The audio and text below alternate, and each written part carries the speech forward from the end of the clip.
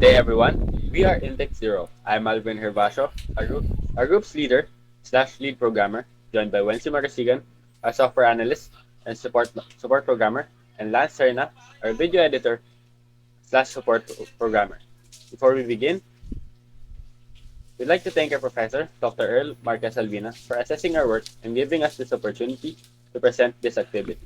In this presentation, we'll walk through its process. AP2, Sos Beacon.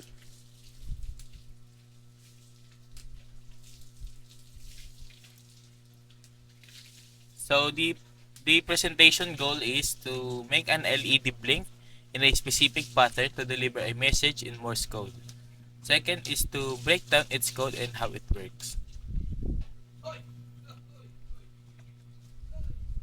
And the materials we needed for project components are 1 Arduino Uno, 2 male-to-male jumper wires, 1 220R resistor, 1 breadboard, and 1 5mm LED.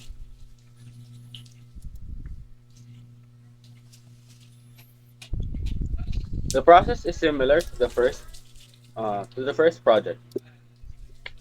Begin by identifying the longer lead of your LED, which serves as the positive terminal.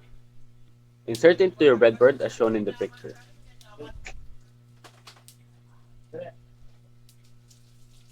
Next, position a resistor beneath the positive lead of the LED.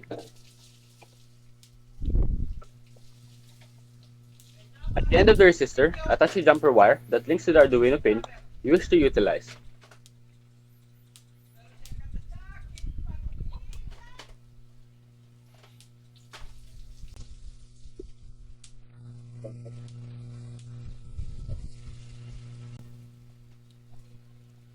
Finally, connect a jumper bar beneath the negative lead of your LED that runs to the Arduino's ground.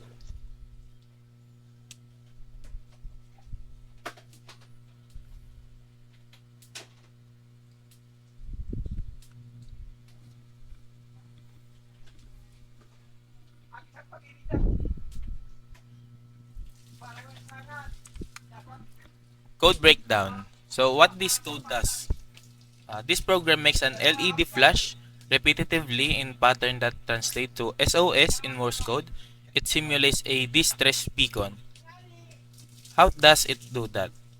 This code uses two custom-made cursive functions with the purpose of flashing a specific letter when called in the loop function. Why use a recursive function? This simplicity and efficiency. If you are going to use the same statement multiple times, it is better to use a function to keep things short and clean.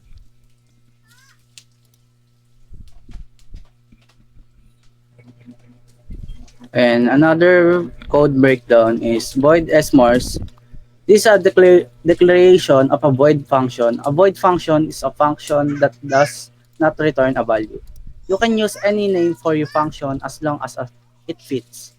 And int and iteration equals 0 is this is a function parameter. Normally this is used to define what value our data function expect.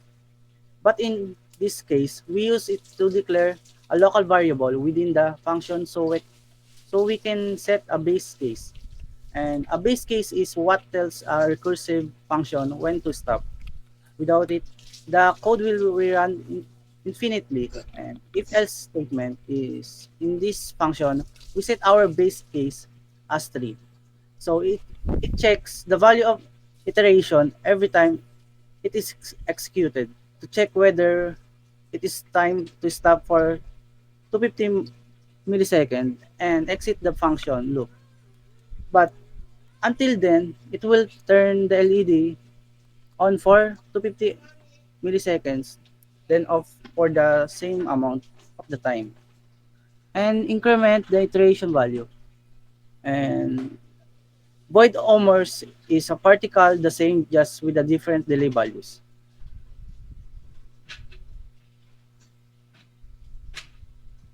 Here's the output of our program.